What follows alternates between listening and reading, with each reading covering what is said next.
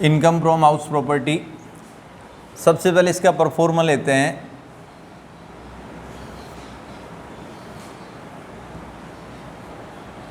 Computation of taxable income from house property for the assessment year. यहाँ सबसे पहले आपको लेनी है म्युनिसिपल वैल्यूएशन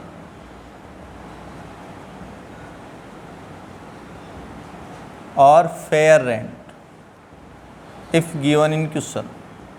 म्युनिसिपल वैल्यूएशन और फेयर रेंट, इन दोनों का कंपेयर करेंगे। इन दोनों का कंपेयर करना है आपको। विच एवर इज हायर, जो हायर है उसको यहाँ पर लिखना है। यहाँ अगर 1 लाख है या 1,50,000 है तो आपको 1,50,000 यहाँ लिखना है। ठीक है। एक होता है आपके कई एरिया जैसे होते हैं जहाँ पर मिनिमम रेंट दिया हुआ होता है, जिसे हम कहते हैं standard rent. Standard rent control act बना हुआ है कि इससे ज़्यादा आप रेंट रख नहीं सकते। तो अगर स्टैंडर्ड रेंट दे रखा है तो यहाँ लिख दिया जाएगा इन दोनों में से लोअर लेना है। यहाँ आप हायर लेंगे, इसका और इससे कंपेयर करेंगे तो लोअर यहाँ लिया जाएगा। ठीक है। अब है रेंट रिसीव्ड और रिसीवेबल।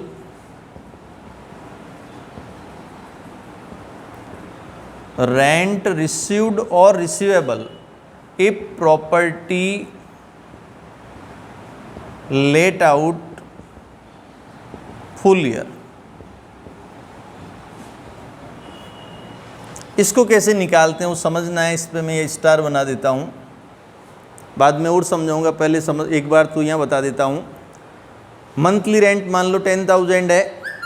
मंथली रेंट यदि 10,000 है तो आप इसको 10,000 को मल्टीप्लाई करेंगे 12 से। ठीक है। माइनस करेंगे अनरियलाइज्ड रेंट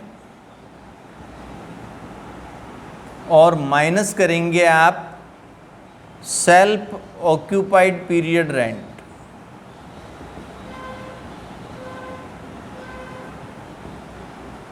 ये जो अमाउंट आएगी यहाँ पर उसको यहाँ लिखेंगे। ध्यान रहे, अगर आपके पास हाउस 1 अप्रैल 2019 के बाद बना है या परचेज किया है तो यहाँ अगर 10 मंथ है प्रीवियस ईयर में तो 10 लेना है, 9 है तो यहाँ 9 लेना है। लेकिन 1 अप्रैल को अगर आपके पास मकान था तो आपको यहाँ पूरा 12 लेना है। हाउस प्रॉपर्टी में मेनली 2 ही जगह ध्यान रखा जाता है, एक तो इस पार्ट में और एक बाद में आएगा जो मैं बता दूंगा। या इन दोनों में से हायर ले लेंगे। ठीक है। या लेस करेंगे आपके वैकेंसी पीरियड रेंट।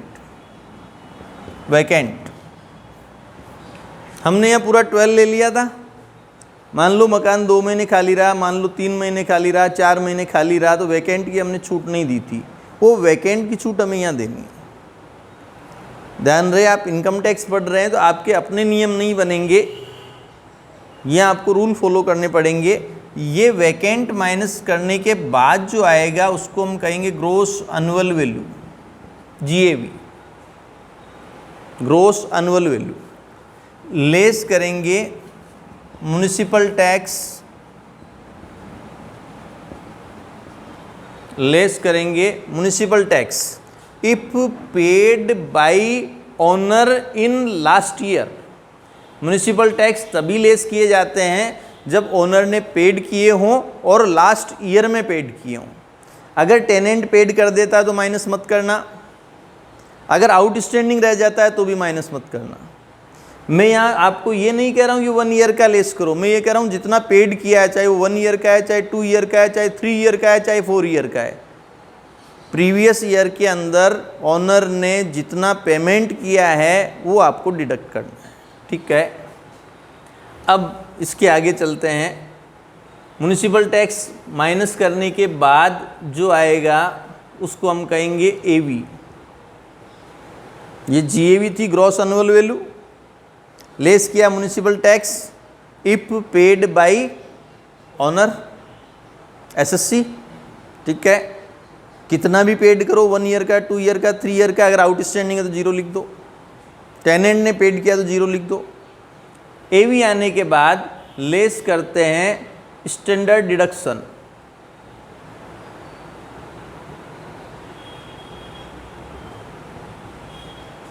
ठीक है। ये होती है 30% ऑफ एवी, एवी का 30%, ठीक है। फिर लेस करेंगे interest on loan, previous year में जितना भी आपने इंटरेस्ट पे किया है, चाहे आउटस्टैंडिंग है, जितना इंटरेस्ट बनता है वो माइनस करना है। और लेस करना है प्री कंस्ट्रक्शन पीरियड इंटरेस्ट,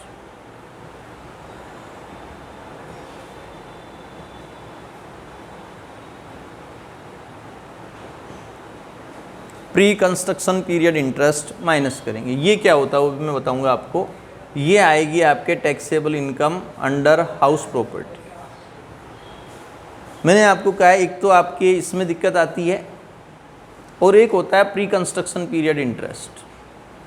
बाकी इस टॉपिक, इस चैप्टर में कोई दिक्कत नहीं है। प्री कंस्ट्रक्शन पीरियड इंटरेस्ट क्या होता है उसको समझना आप। जैसे आपने हाउस का कंस्ट्रक्शन करवाया, एक दिन में तो हाउस का कंस्ट्रक्शन होता नहीं है। लोन हम लेते हैं शुरुआत में, मकान बनना शुरू हो जाता है, साल भर लग जाता है, 2 साल भी लग जाता है। उसके बाद फिर हम या तो रहना शुरू करते हैं या रेंट पे दे देते हैं, ठीक है। तो यहाँ देखो आपका जो असेसमेंट ईयर है वो असेसमेंट ईयर कितना है, कौन सा है, 1920। आपके लिए असेसमेंट ईयर है 1920,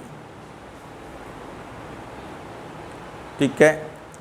अब यहाँ पर इसके जस्ट पहले के 5 साल देखें, 18, 19, 17, 18, 16, 17, 15, 16 और 14, 15,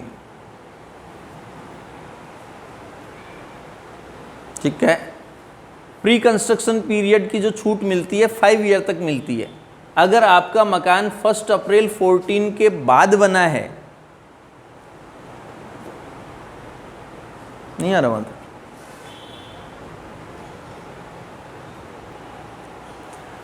अगर हाउस का कंस्ट्रक्शन अप्रैल 14 से पहले हो गया तब इस प्री कंस्ट्रक्शन पीरियड इंटरेस्ट की कोई छूट नहीं दी जाएगी, कोई डिडक्शन नहीं देंगे। अगर 1 अप्रैल 14 या इसके बाद हुआ है तो ध्यान रहे आपको डिडक्शन मिलेगी।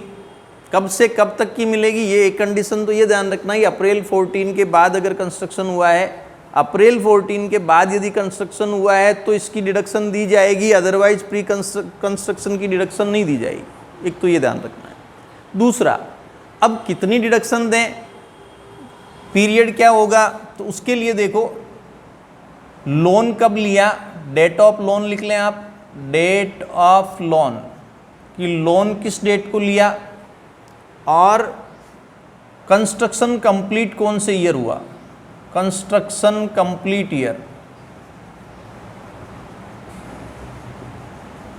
उसका 1 अप्रैल। जैसे 18-19 में कंस्ट्रक्शन कंप्लीट हुआ हो, भले ही वो 31 मार्च 19 को हुआ है तो भी 1 अप्रैल 18 ही लेना है।